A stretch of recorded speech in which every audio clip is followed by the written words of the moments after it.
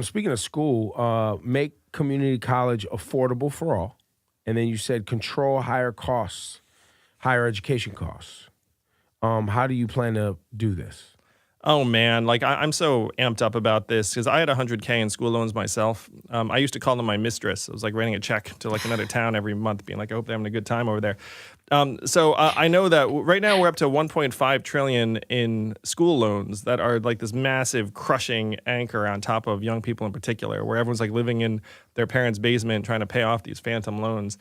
What should they be doing? They should be buying their own homes. They should be starting families. They should be starting businesses. They should be doing things that drive our economy forward. This 1.5 trillion in school debt we have is new. It was less than 100 billion in 1999.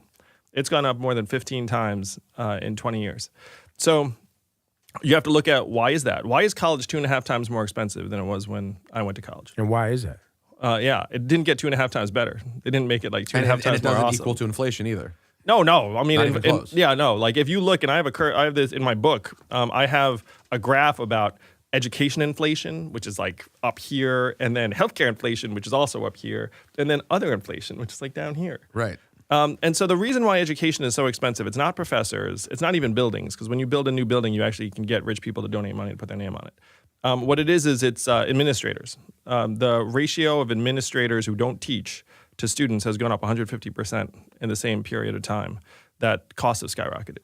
So what you have to do as a society, first, I'm going to forgive a ton of the school loans. I'm just going to say, look, like, what would we rather have our people doing? Servicing loans forever or moving our economy and society forward?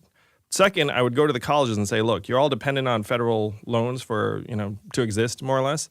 You have to bring your administrator to student ratio down to what it was in the 90s. And we'll give you 5 years to do it, but you got to do it. And they're going to look up and say, we can't do that. It's impossible. And then I'll say, I think you're going to figure it out somehow. And then they would do it, and then they'd realize it doesn't actually impact the student experience. Well, it feels like they're on the take. If you're just hiring more administrators, it sounds like a badly run business if you have so many your administrator to student ratio isn't where it needs to be.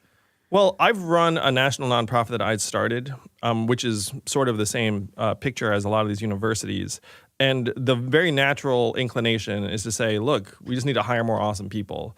And there's nothing wrong with the people you hire, but then over time you just end up with a lot of people.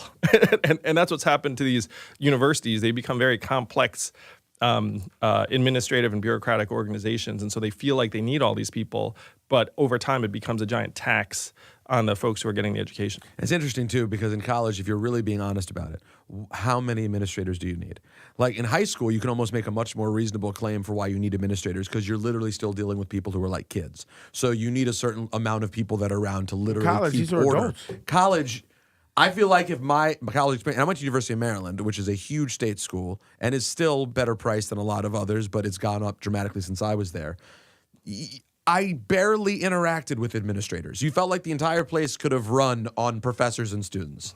People who are in college are trying to get their education. They're not children who need a million vice principals to keep everyone in order. That's why I said I think they're on the take. People are getting jobs at universities, right? State-run schools or whatever, and it's because they can, because the school's like, right, yeah, we can find something for we someone. need to have you on staff. You know how many people I know who are on staff at a university right. that might teach 4 classes a year, and they're just like, on staff. 4 classes a year means you're doing a lot. That's better than, I think there are people who are just on staff. Oh, we're talking about non-teachers here. Yeah, they're on staff. Yeah. Then they'll hit you though with getting rid of jobs. Well, that's the reason why the freedom dividend is so vital, is that we have to make big transitions in this country. We're getting rid of a ton of jobs for, again, like the biggest employment categories in the United States are retail, administrative, and customer service, which includes call center workers. AI is going to be able to do the job of a call center worker in the next several years, and there are 2.5 million call